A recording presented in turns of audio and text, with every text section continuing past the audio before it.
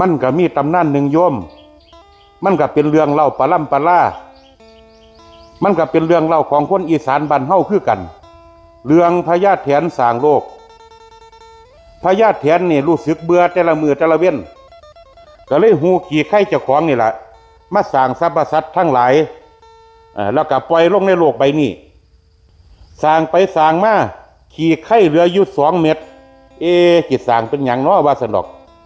ก็เลยสร้างเป็นคนพอจะสร้างเบิดแล้วบาดที่นี่พญาแถนก็ลงไปย่ำไปยำอันดับแรกก็ไปเยี่ยมไปยำป่าอยู่ในหนองก่อนเป็นจังไดน้อพวกป่าทั้งหลายมวนบ่ในการแหวกว่ายในน้ำพวกป่าบางส่วนก็เลยตอบพญาแถนไปว่าโอ้ยพ่อพญา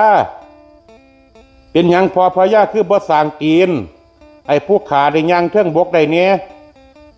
ไหวไปไหวมากกับเบื่อพนาว่า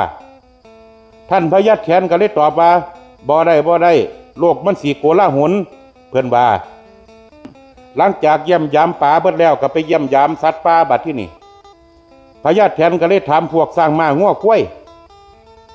เป็นจังไดน้อพวกสัตว์ทั้งหลายเอ้ยควายก็เลยตอบว่าเป็นหยังท่านพญาแถนคือสร้างผู้ขาให้มาเกิดเป็นอาหารเสือพนาว่าคือบ่สร้างปีกให้ผู้ขาบินได้แน่พญาแถนก็ตอบคำเก่าโลกมันสีโกลาหลหลังจากนั้นพญาแถนก็เลยไปเยี่ยมไปยามคนก็เลยบอกว่าโอ้ยท่านพ่อพญาอยู่น้ำกัน2 คนเห็นหน้ากันซุมื้อผู้ขาอยากได้คนเพิ่มพะนะว่าท่านพ่อพญาแถนก็คิดไปคิดมาเด้เฮ็ดจังไดน้อพะนะว่า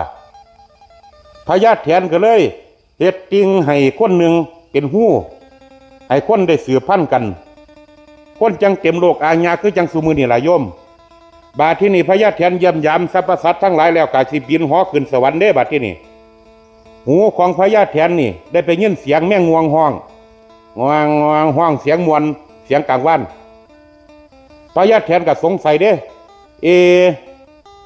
สัตว์ที่ห้องมวลปานนี้มันเป็นสัตว์ชนิดใดวะพญาแถนก็เลยหอไปที่ต้นเสียงพอดีกับแก่สิมากินแม่งวงน่ะเตือนแล้วก็บินหนีไปพญาแถนบินหอมาจุดเกิดเหตุเสียงไปเห็นกับแก่ไตอยู่งาไม้พญาแถนก็ได้ถามว่าแม่นเสียงมวลเสียงกลางว่านมาหันแม่นเสียงเจ้าบ่ว่าสั่นเด้กับแก่ด้วยความคือข้าน้องก็เลยตัวพญาแถนเนี่ยบาดที่นี่แม่นเสียงผู้ขานี่ล่ะท่านพญาแถนก็เลยบอกกับแก่ไปว่าจังสั้นโตกับห้องให้ได้ยินเป็นบุญตาอีกจักเทื่อแหน่ว่าสั่นเด้ท่านพ่อพญาว่ากับแก่ก็เหงื่อแตกละบาดที่นี่ได้ตัวพญาแถนไปกับแก่ก็เลยห้องอับแอะท่านพ่อพญาแถนนี่ก็บ่แม่นเสียงมวลก้องมันบ่แม่นเสียงนี้กับแก่ก็เลยยอมรับผิดว่าได้ตัวพญาแถนไปก็เลยขอโทษพญาแถนก็เลยบอกว่าบ่ได้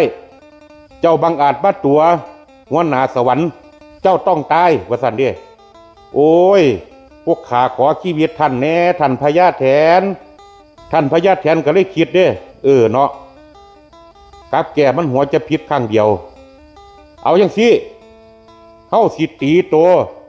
ท่านพญาแถนก็เลยเอาแสบฟาดกับแก่ก็เลยไล่มาจนฮอดซุมื้อนี้เจริญพร